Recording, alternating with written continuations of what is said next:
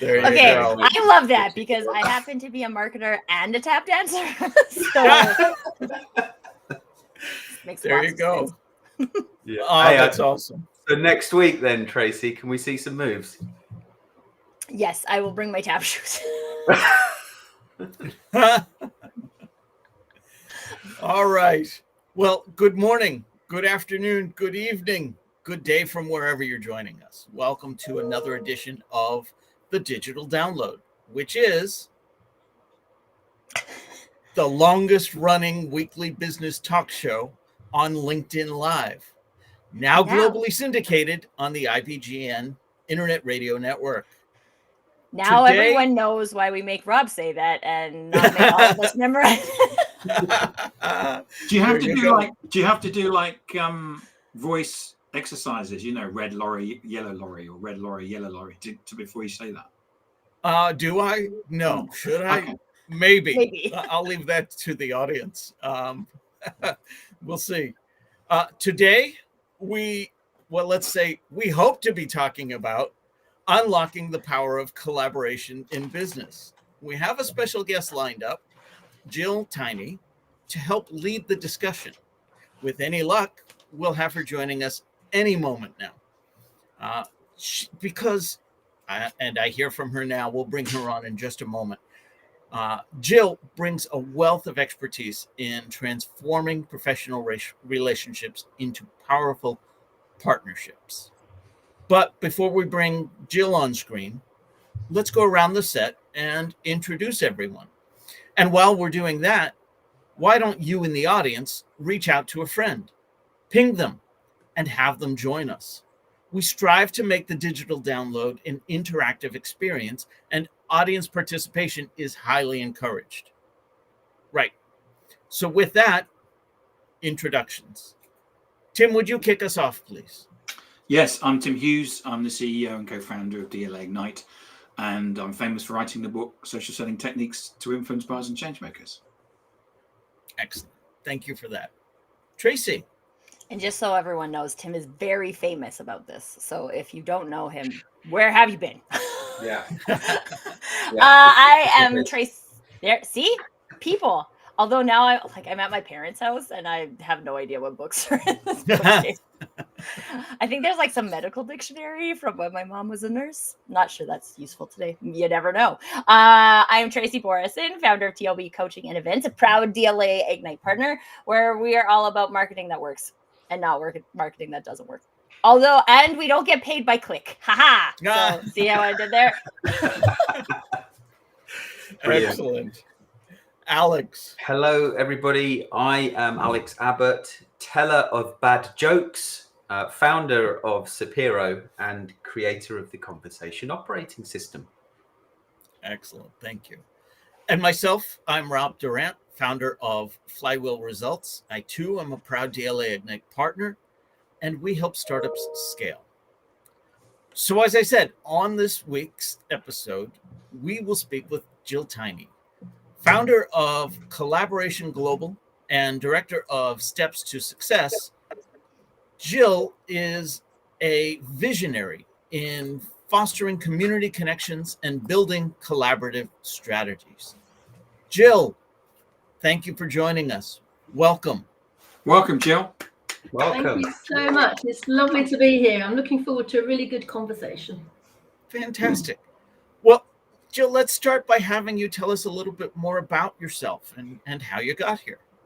Okay, so about a decade ago, I still am a business coach, and I was getting a little bit fed up of people saying to me, "You see that guy over there at the networking event? He's a business coach as well. You don't want to talk to him. He's your competition. He might steal your clients." I'm like, "No, he's a business coach. He does what I do. I want to learn from him. I want to talk to him. I want to." It seemed so against everything that I was about to rule and divide, this divide and conquer philosophy. So that was kind of where the seed was planted, and we started having conversations. I met this particular business coach. We ended up becoming business partners, and the conversation was around collaboration. And the more I researched collaboration and looked into spiral dynamics, pendulum theory, all sorts of different things, good country index, I realized that the only way we're going to change our crazy world is to actually take some action for ourselves. So collaboration to me is the solution to all the problems. If you've got a problem in your relationship, collaboration is required. How to collaborate is required. Not the collaboration that we're used to, the what's in it for you and what's in it for me. 50% for you, 30% for me. I'm not sure if that's fair. It's not transactional. It's the collaboration that will transform a relationship, an individual, a community, a business, and ultimately, my plan, change the world. Why not? So it's finding a solution, and I believe that every problem that you've ever had in your life or anybody's ever had, the solution's already out there. And if you haven't found it and you don't know what you don't know, think about that for a minute. Collaboration will get you there. But it's got to be done in a way that opens up possibility rather than closes things down. That's the tip of the iceberg, Rob. That's me in a nutshell. Passionate about collaboration. Fantastic. Well, thank you for that. So I want to set the stage for today's discussion. Let's start with a basic question. I heard you allude to it already. So what makes collaboration more than just a business transaction? It's so if you imagine the paradigm that we're currently living in is fear, scarcity, competition. Right? In the business world, there's the fear of not getting enough income, not getting enough leads, not getting enough clients, not getting, not being good enough. There's the scarcity of there's not enough business out there, and I need to be different. I need to work on my why, and I've got to hit all these bases to make sure there's this scarcity mentality. And then there's the fear, scarcity, and competition.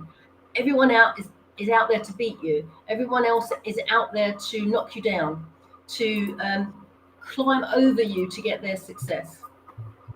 In my world, there is a paradigm of love, connection, and abundance.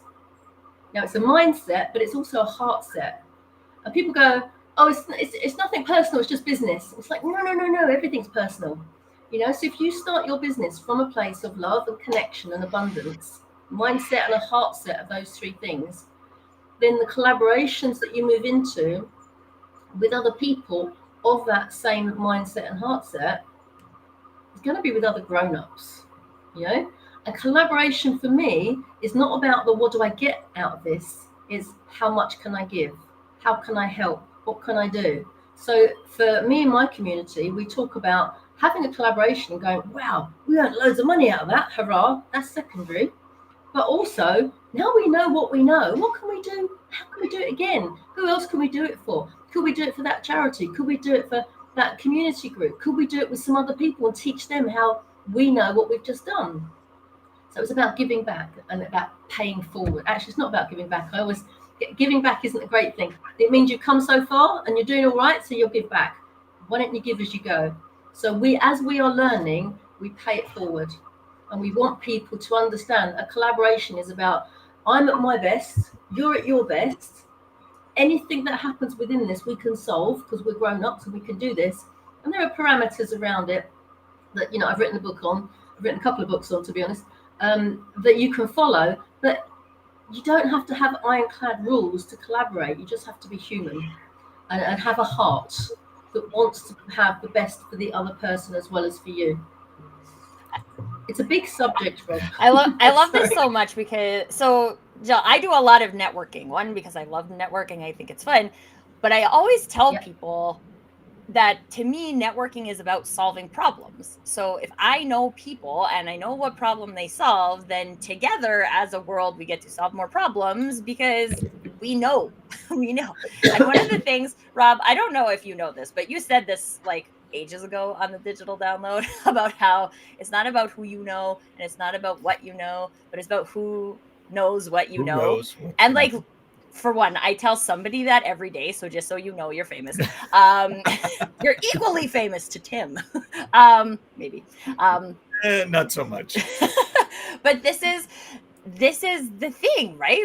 But it does take a mindset of collaboration. I like to use the phrase collective contribution. So it's a little bit different than collaboration, but as a collective, we are making our unique contribution. And when we get to do that, we can solve a whole bunch of problems that couldn't be solved before because we weren't collaborating. So I'm just like, I'm on this team collaboration with you, Joe. Fantastic. So Jill, I'm just thinking about, I love what you're saying, by the way, and I'm just thinking about an organization or a business. I've spent most of my career in sales, so I'm thinking a sales organization that is so focused on the quarterly forecast, very transactional in a sense. They might be working strategically to develop business, but they're like, well, we don't have the time for that. How do you address that? Well, it's the old adage, isn't it? If you haven't got the time to do it right, have you got the time to do it over? And I think once people realize that the value of creating a culture that is founded on love, which a lot of people, oh, in business, all right, Jill, that's a bit soft, but talking about, it's our superpower, right? It's the thing that connects us. You will not have an HR problem in your business if you found it on love, because you'll find a way through. But also, it's that kind of being aware, once people understand it, that you've got to build the culture that will support everything else. And if you've got a culture of collaboration, of this mindset of abundance, and not what's in it for me, but rather how can I help, then all of a sudden the ego isn't required as much as it perhaps is in a competitive world. You can take your foot off the gas and listen to people and understand what they're saying. And ultimately, you get bigger and better results as a result of doing that. It might be sticky in the beginning because you're not used to it. But as time goes on, it's like, wow, why did we not do this before? Yeah, I think one of the best jobs I ever had, there was a real feeling of connection and collaboration and trust within not just our team, but across the teams. Yeah. But I can't help but think, as I'm listening to you, in tech, for example, we've seen, I think Tim might have the numbers, I might get this wrong, is it 400,000 redundancies in 2 years across 1,500 companies? And creating an environment of love and collaboration when people are getting laid off must be difficult to do, because we hear leaders talk about, well, we're a family, and there's been a lot of posts on LinkedIn that I've seen that employees are saying, well, stop saying we're part of a family, because you wouldn't get rid of your brother or your sister. Well, but also, I think more importantly, like, what type of level of collaboration is innately present in a family, right? Like, I love my family, love them, but we can't even decide what to have for like Christmas dinner until the day before, right? Like, the level of collaboration isn't really that high, right? Especially innately, right? Like, it doesn't innately exist. You can create it within a family unit, but it doesn't innately exist in a family unit. So if we're talking about like the whole business is a family thing from a collaboration perspective, it doesn't innately exist unless you have the intention of creating collaboration.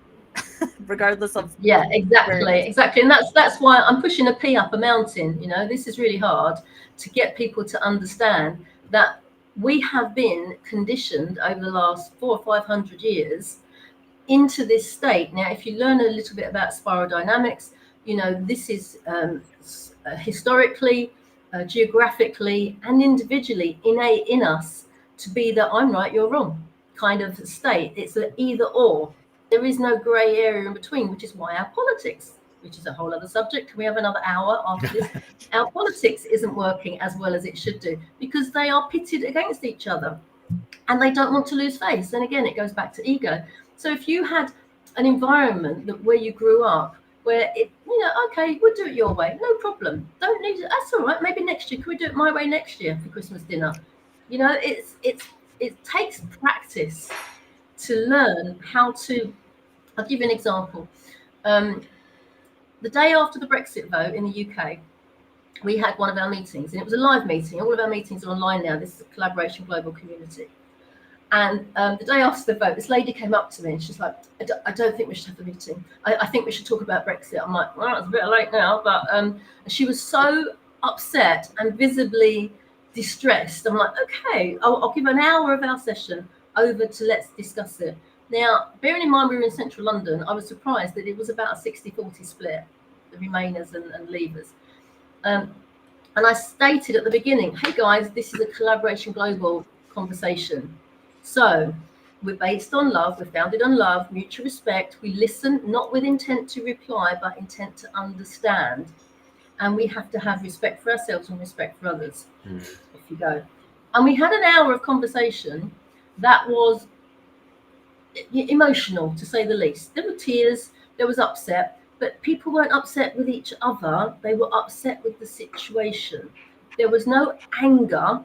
There was no being mean to each other. It was just a proper conversation. So after an hour, I kind of went, right, we're going to close down now. We've done an hour. I think we're never going to solve this conversation, but let's move on.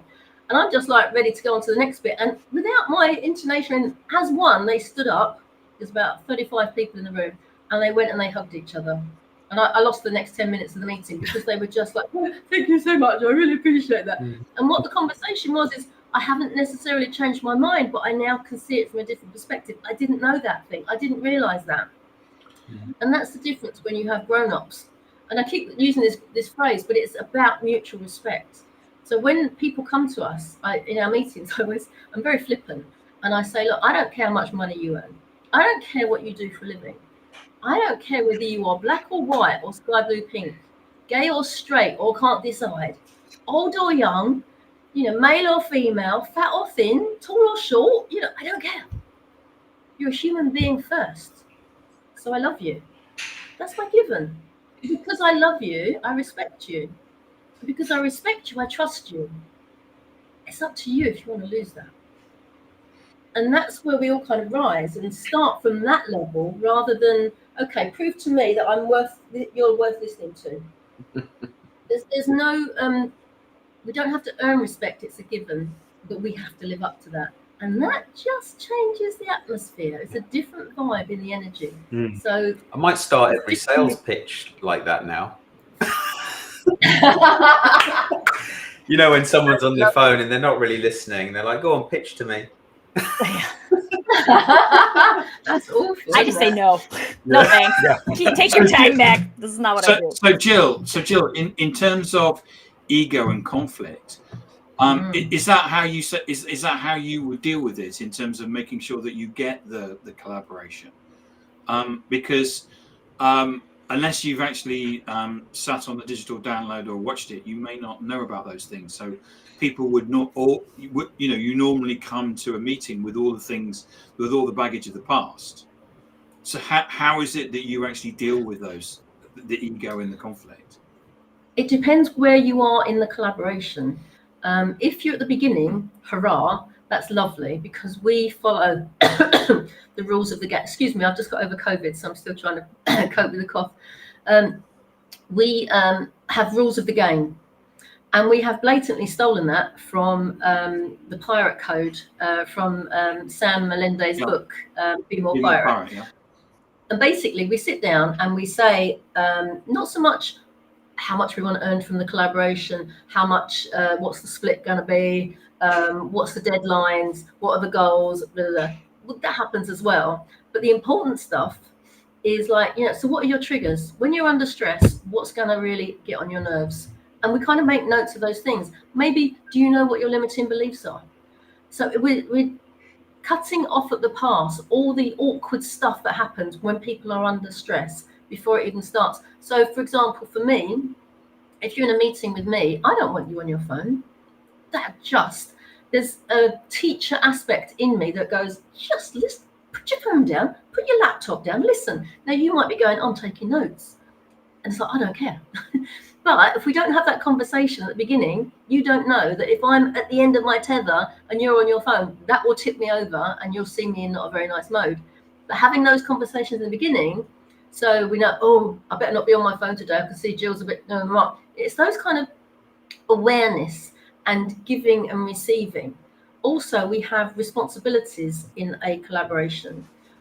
And we kind of like a profiling system. We have 12 responsibilities whereby somebody is responsible for different areas. And we have one person that's responsible for how everyone's feeling and checks in with them.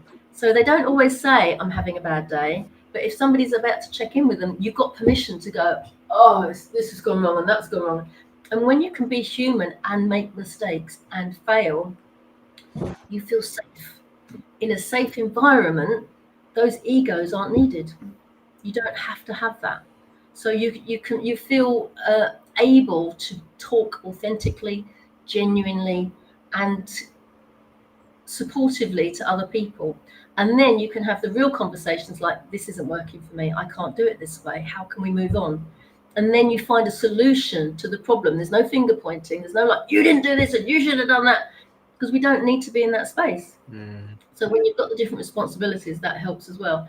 It's but if you're in the middle of it already and you're asking me to come in and deal with something like that, I've got to start unpicking of where people are at, and there'll be reasons why they get caught short with the temper tantrum or throwing their toys out the pram, or there's always stuff that's going on. It doesn't take long to find it. Most coaches would be able to unpick that, but it's unpicking it and putting something else in its place that will support them rather than pull them down. Is there any sort of, so I was just going to say, is there like, because I can imagine, I agree with everything you're saying, by the way, but it's been a tough year for some companies, and they're they're applying pressure on their teams to just get more stuff done and win more business. And is there anything, a paper or a study that has shown that by being a more collaborative, connected organization, you're going to be more profitable, for example? That's a really good question, Alex. This is so relatively new, this different way of collaborating. Everyone talks about collaborating. The tech industry in particular are usually quite good at it. The music industry, brilliant at it. But this way of sort of love, connection, and abundance and coming together and supporting each other is a different way of collaborating. So I don't think there is that record out there of how much more money is going to come into the fold. Maybe that's something I need to put on my list of things to do. I don't know. I have experienced people, by being supported and being your best self and having this personal growth, it's almost inevitable that your business is going to start growing as well. And then when you start working with bigger businesses, your income does start to come in. But no, I don't know offhand of any study that's been done. But yeah, it should be done, really. Okay. I think there's actually, I don't know of the study, but I feel like there's an organization called Strategic Doing. I don't know if you guys are familiar with it. Actually, our friend Lenwood, who used to come on the show sometimes, is working with the guys at Strategic Doing. And they're an educational institution. They do training in ecosystem building and collaboration. And I'm like 95% sure they've done some kind of study, because they're always doing a study of some nature. So yeah, I don't know if you want to explore that. Strategic Doing there. Thank you. I'll check those out. Strategic Doing. Tim has the book. Awesome. There you go. I've not heard of that before. I'll check it out. Thank you very much. And Gill, I have a question about, you talked about self-awareness, and my experience in big business in particular is that there's actually a very small level of self-awareness that a lot of people bring to the table. So when I think about like two business coaches collaborating, this makes sense. You can have that type of conversation because you have that level of self-awareness. But what if there's like a key collaborator here that like is not willing to play the game? Does that like break the whole thing, or is there something that like the collaboration can do to help move that? The collaboration can definitely do something to move that. I mean, I am focused on the SME world. That's my world. I've run and started several businesses and still have several on the go, but that's the world I know, and that's the world I focus on. Also, from the point of view of world domination, we are the backbone of the economy, the SMEs. So that's why I focus on, look, if you're good when you're small, then when you grow, this is going to be so much easier for you. Going into the corporate world, I've purposefully not done much work in the corporate world for that very reason. As I walk through the door and I can feel the atmosphere is not quite sunshine and roses. Not always, but on the occasion that I've been there, and it's like, oh, I know this is going to be hard work, and I don't like hard work. I'm too lazy. So yes, often there is a narcissist in the pile. That person that wants to just be seen as being the best person and always puts a spoke in somewhere to trip somebody up. But I have seen, this will surprise you, the community of the collaboration will get around that person and lift them and help them and support them. So let me tell you a little story. One guy, part of our community, was the Mr. Cool Dude, very successful salesman, and he came and he gave a talk to our crew about this is how you have sales conversations. It was very innovative and it was fun, and he was honestly, cool dude. You could not get a guy more cool than this. Love him to pieces. And he happened to mention to the room of about, I don't know, 30 or 40 people that he hadn't spoken to his dad for a little while. And you could see people go, huh, why is that then? He said, no, it's fine. It's okay. I'm used to it. We're sorted. It's fine. Oh, really? After he'd finished, I noticed one or two people going up and said, why are you not talking to your dad anymore? No, it's fine. But because they were of a collaborative nature, they loved him as a person, but they could see there was a little bit of a piece of his jigsaw missing. And they rang him up and said, are you okay? Can I help? Do you want some coaching? Is this something you want to talk about? Is there something we can do to help you? Eventually, he had some coaching. He had various phone calls. He went on a little course. One of our members went on a course with him. He came off of the course. He made a phone call to his dad. Now, because of that phone call, his dad got to meet his 2 grandchildren that he didn't know existed. This guy's children got to meet their granddad they didn't know existed. They also got to meet their uncle, who they didn't know existed, which was lovely. And he was so over the moon about it. It was like the argument had never happened. But a year later, his dad had died. Had our community not been persistent, not been brave enough to ask the question, can we help? Is there anything you can do to make it better? If they hadn't done that, he would have continued to have the ego of like, no, I'm fine. I don't need my dad. That's fine. Now, I know there are people out there who's got family members who are awful to them for whatever reason, but you still have to put it to bed in a way that's perfect for you. And it wasn't quite perfect for him. So it's because of that community and that feel and that love in the room that he was able to step out and have that best last year with his dad. That's again, tip of the iceberg example of how people can transform. And the only way you're going to get a really good collaboration is when everyone in that community, everyone in that collaboration, whether it's 3 people in the team or 25 people in the team, they have all had some work done so that they can move over the problems that come up with each other and with outside of the area. I think it's a really great example. You mentioned possibility at the beginning in your intro, and this is such a great example of that, because he had this like specific realm of possibility that he had accepted, and this is my relationship and I'm good with it and it is what it is. But other people saw a different possibility for him. And not only did they see it, but they presented it to him and gave him an opportunity to say, like, do you want to believe in this possibility? Because if you choose not to, that is fine. Like, we can't make you choose a possibility. But also, now there's new ideas, a new possibility for this, which like manifested in a beautiful way. And I think this is something to think about too, even in terms to your question, Alex, like, is there a study? Like, what could this look like from a business perspective, right? And I want to share us like a personal example quickly, because 2 summers ago, we lost my father-in-law to a very short battle with cancer. And I was working on this project with a couple of other people, and we had a project management call 5 minutes. It started 5 minutes after I found out that my father-in-law had passed away. And so I was like, I'm just gonna go do this, right? Like my brain isn't really working. I don't know what I have this call, I'm just gonna do it, and then I'll think about it.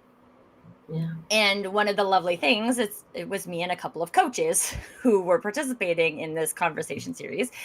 And one of them asked me how I am. And when we started the whole project, he was like, I want both of you to promise that you'll tell me the truth. If I ask you how you are, that you will tell the truth. I love him. Yeah, I love him too. His name is Alnor. Everyone should know him. So I did. And I was like, I don't know. I don't know, because I mostly am just in shock. I don't know what I'm feeling. And this was a 30-minute call. And for the first 20 minutes of the call, both of these people they just like gave me space, and I started crying, right? And I was like, I have this pizza in the fridge that's like our leftover pizza that me and my father-in-law used to share, and we were the only two that ate it, and I don't know if I can eat it. And like things which as individuals, I think we think sound ridiculous, so we don't want to voice, but it was just amazing to like have that space and support in a business perspective. And then I got to the place where I was like, oh, okay, I've actually like had some time to process this. And we had a very productive 10-minute meeting, which is really all we needed in the first place, to like figure out the project management stuff, and everything was fine, right? And I think it always made me think, like, what if, right? Like, what if this was available in the corporate workspace? Because we actually used the same amount of time to achieve, from a business perspective, what we were hoping to achieve. But not only did we do that, but we invested in each other in such a meaningful way that, I mean, you can't, maybe there's not a study, but that's got to help team dynamics. That's got to help productivity, because every single time I've seen it, it's true. So it's possible in a work scenario as well. Yeah, we're all human beings, and we all function in the same way. When we're sad, we want to be telling people, but we're so used to putting on a mask of like, you go to a networking meeting, how's business? It's fine. And actually you're like, oh my God, business. And you're desperate for business, and it just doesn't work like that. But if somebody would feel brave enough to go, well, actually, I've had a really bad day, then you get support, you get help, you can do something about it, and then you're grateful to those people.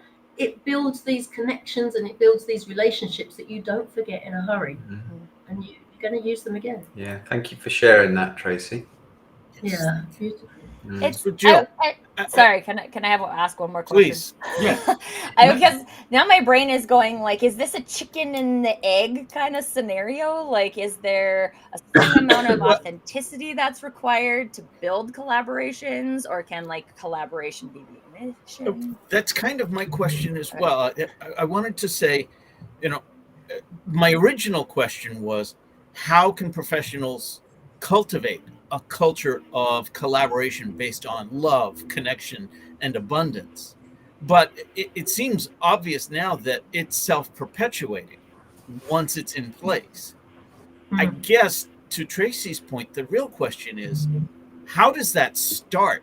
Because all of us, our guard is up. That is so unlike anything else we've experienced, even in the so-called world of quote-unquote networking and quote-unquote collaboration.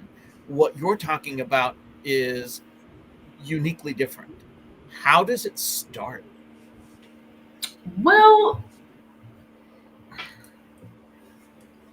independently, people are doing it in all different places. One of my heroes is Ricardo Semler. If you go onto TED.com, look up Ricardo Semler. He's got a fabulous, it's a few years up, probably 10 years old now, TED talk about how he treats his employees.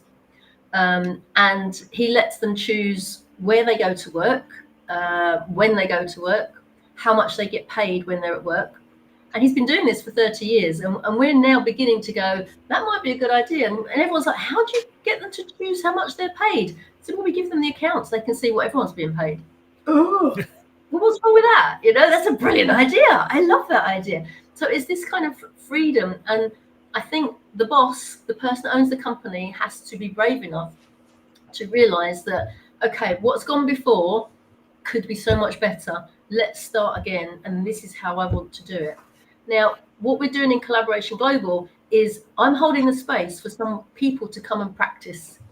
This is what it feels like to be in that space where you can make a fool of yourself, try stuff out, help people, ask people for help, and just have that honesty and that authenticity to go, yeah, I don't know what I'm doing. I haven't got a clue. We're all in that space. Every so often, so many minutes every single day, we're like, what should I be? So there's no right or wrong because we're human beings, okay? And once you understand that, all of a sudden it lets you off the, I'm doing it right. There's no should or ought or could or need to. It's just about trying stuff out that's going to benefit other people. It's going to help other people. And most of the time, you'll get paid because of it as well. But sometimes you should be doing stuff that you don't get paid for. It's not about chasing the dollar. It's about ensuring that your talent and your skills are out there to help as many people as you can. And you will find that the money comes alongside. It doesn't have to be the major focus. It can be an add-on. It can be an also-ran. So I think when people are starting out, because it's historically, we've been conditioned into doing it this way, and now we have to learn that there's another way. So if you look at spiral dynamics with Claire Graves and Don Beck back in the 60s, they were saying that in so many years' time, 50, 60 years' time, we will be evolving into the teal phase. And that teal phase is self-organizing. People will realize that you don't need a hierarchy. You don't need somebody in charge. You don't need somebody to set the rules. It's organic and it happens naturally for the benefit of everyone. So the likes of John Lewis in the UK, all the staff own the company.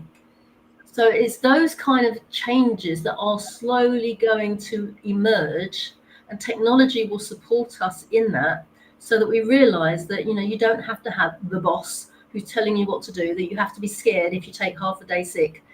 All of that will eventually move away, because it will be, I'm doing something I love the people I work with, I love the person that owns the company, or I own a bit of the company and I'm very proud of that company, and I want to do the best I can for the company, and I want to grow, and they're helping me to grow. That's the whole package of what we're working towards. So for me, I'd like to be able to say to the governments of this world, when they're giving us these laws, I don't need a law to tell me to be safe on the road.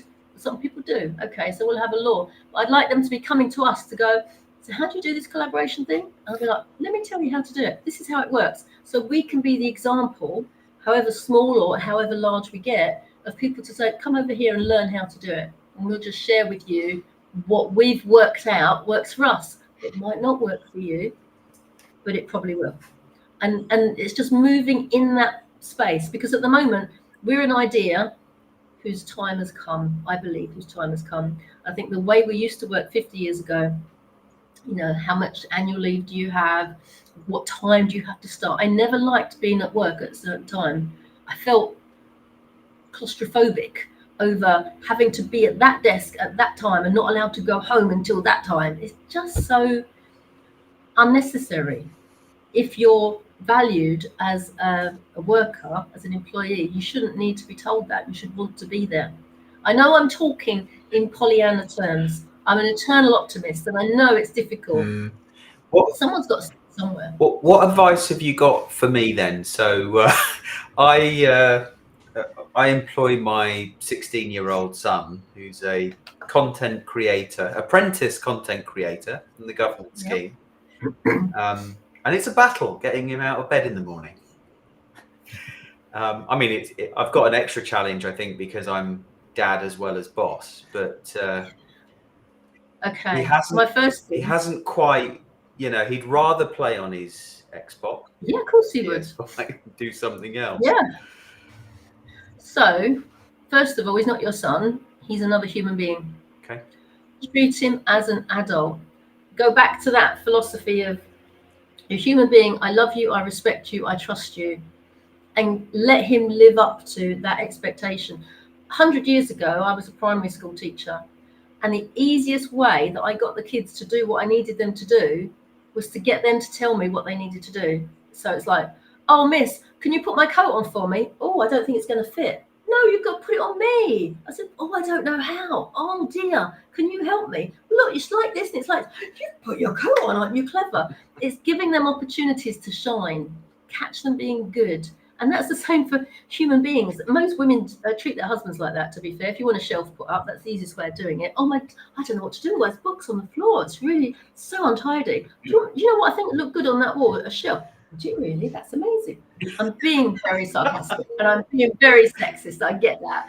But it's an effort on your part, but treat him like a grown-up. Sit down and have a family meeting or a business meeting.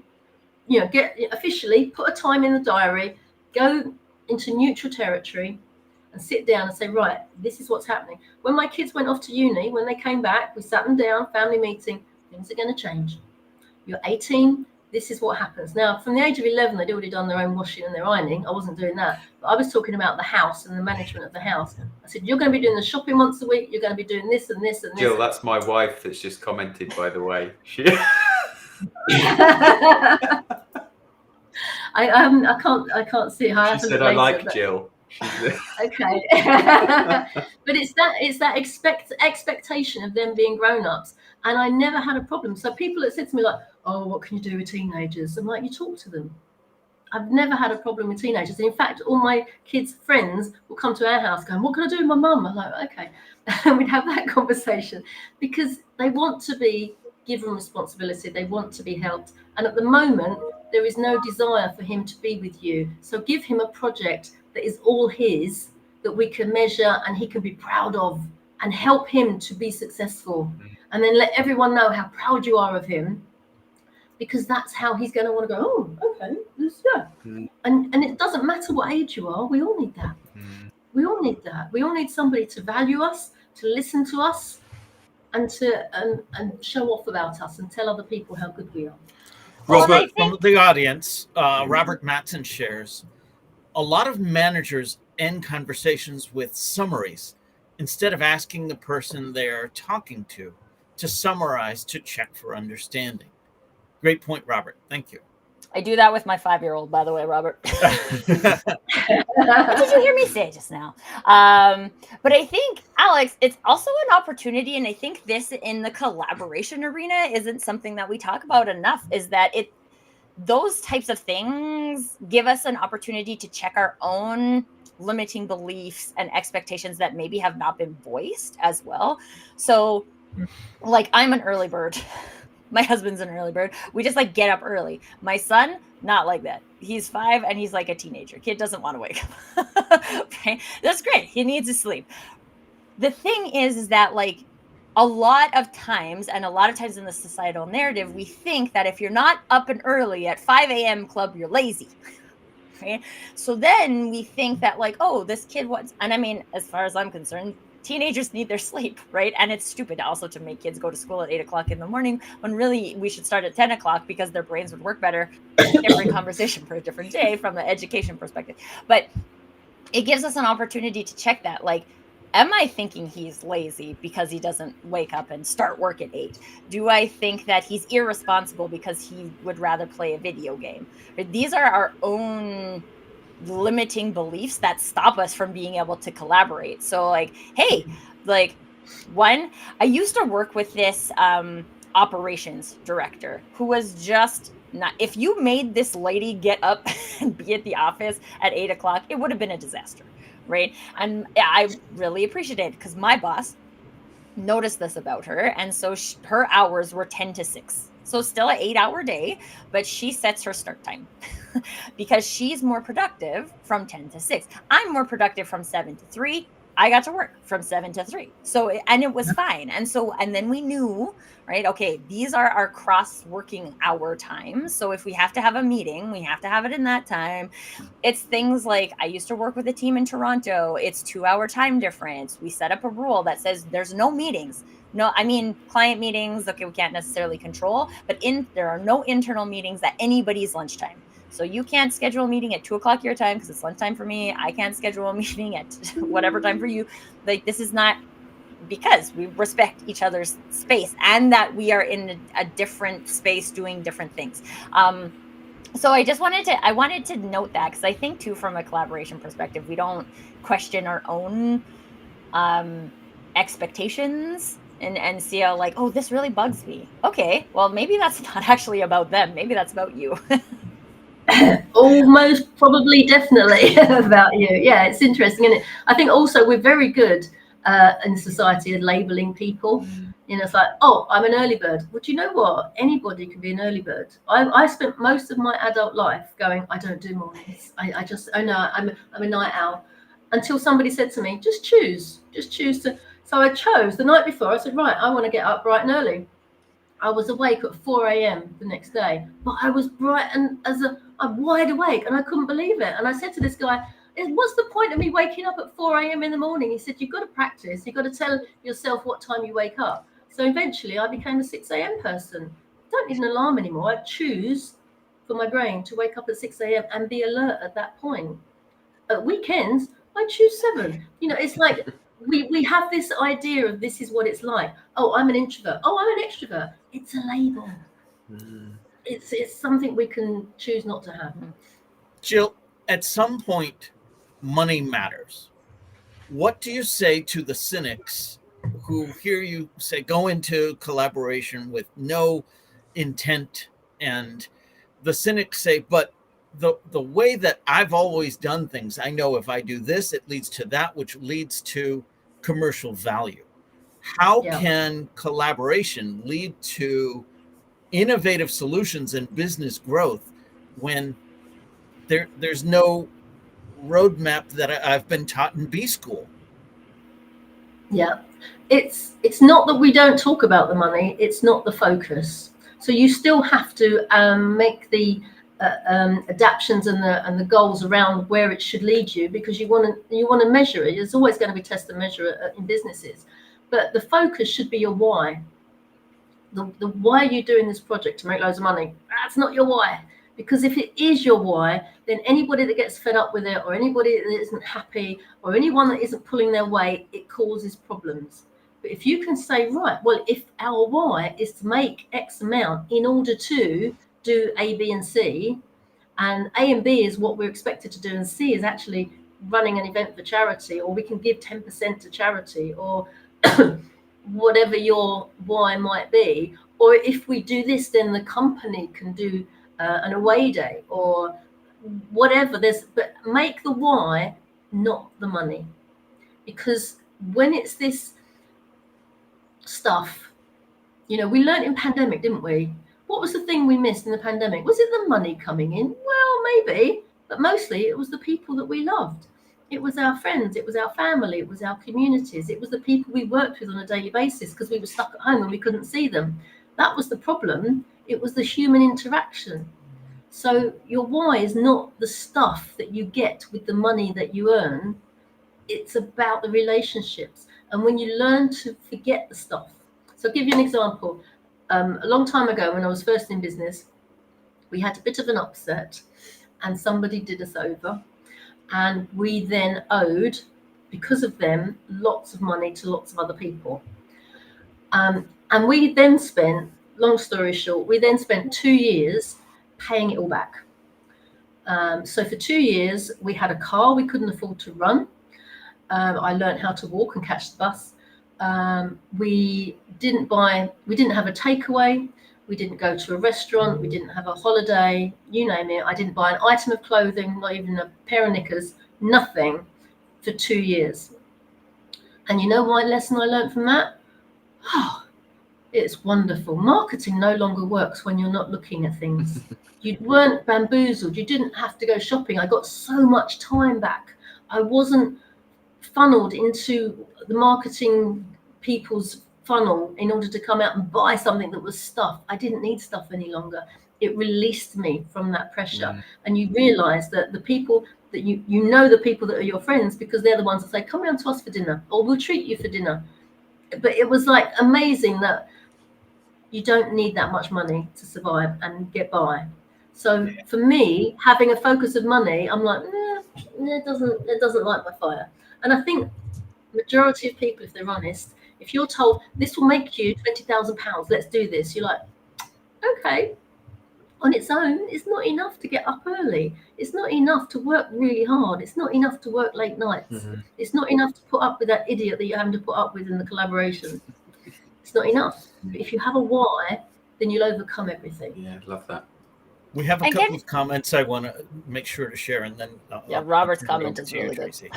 Robert Matson shares, if you know where you're going, you probably will not make a new discovery. Sometimes it's important to have an explorer mindset. Mm. This is And why we have Robert another and I are comment friends. from a LinkedIn user. Why equals purpose. And purpose should be a deep emotional need that you absolutely must fulfill. Yeah. So then this is great, because this comes back to my question of like, how important then is it for me as an individual, Gill? So like, yes, we're talking about collaboration, but how important is it for me to know my why so that I can pick projects, I can pick companies, I can pick collaborations that are in alignment with my why? Because I think there's a lot of time. I mean, I went to business school. I feel like there was this underlying teaching of that, like, you go to business school and then you get paid $60,000 a year and then you become a VP and then you make all this money. And like, subconsciously, there starts to almost be this belief that your why is the money, right? That what I'm trying to achieve is the money. So how important is that from an individual perspective to explore? Do you know when you've maybe at school or college and somebody said something to you and it's like mic drop moment and you're like, whoa. When you get your why, when somebody, and it's a long process, you can't happen in the blink of an eye. You need to sit down with someone and go through all the different variations of your life and who you are and what you want to achieve and where you're going in this world, your legacy you want to leave. Once you've worked that out, it hits the note that you go, that's me. Oh my God, that's me. You transform. It's not a change. It's not like you can go there and then come back again to where you were. You transform so much that you will never be the same person again. And that why, which can change and can evolve over time, but you need to keep a tune into it so that that why will sustain you in your dark times. That why will lift you up to the heavens and make you do everything possible to get it done. That why will mean that the money that comes into you, and it will come into you, isn't as important, but you will still use that money to fulfill further your why that you have.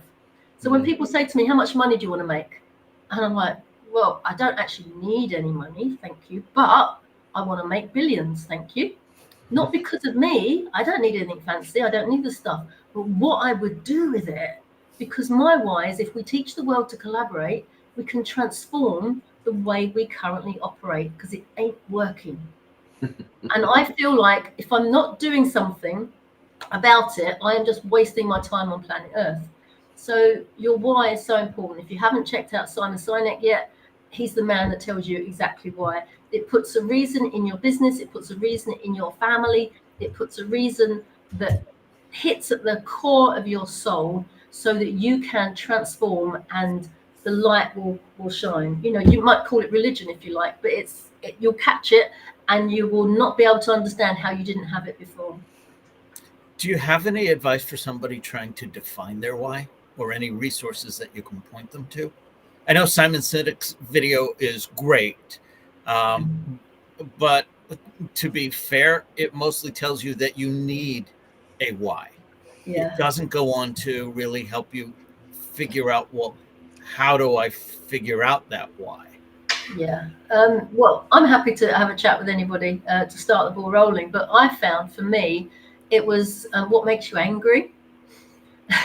And it's like when you're so angry about something that you want to do something about it, that's the seed that's planted. And it's like, okay, so if you're angry about that, what could you do? And what about that? And then there's that, and then there's that. So now that's how collaboration came out for me. I was always a nurturer. I was always a supporter. I always wanted to help people, but I needed something to kind of coalesce and bring it all together. And then when it does come together, it's like, yes, that's it. So now on a day when everything's gone wrong, and we'll get those days, like when you have COVID and you can't get out of bed, And I sit there and I'm like, all right, Gill, don't do this. You don't need to do this. Don't feel bad about it. Just give it up. You don't need to be doing what you're doing. And I sit there for a full 10 seconds and like, but I want to do this. I don't want to give up. I can't give up. This is what I'm going to be doing by the time I'm 106. Not my words. And I just can't imagine it. And that's because my why is so solidified in me now. It's who I am. And that's what people talk about. Gill Tiney equals collaboration. And when you've got something that strong, your personal branding, your business branding, it just grows. And it's magic in so many different levels. From that point of view, how much money you're going to earn, all the way through to the relationships you have with your family. I'm just going to say, your answer floored me. Start with what makes you angry. And then you went on to explain it. And it was that mic drop that you talk about. But we're talking about, finding your why and all this positivity. So let's start at the opposite of positive. And that makes complete sense when you put it like that. So thank you for that. Reminds me of a conversation I was having with somebody close to me.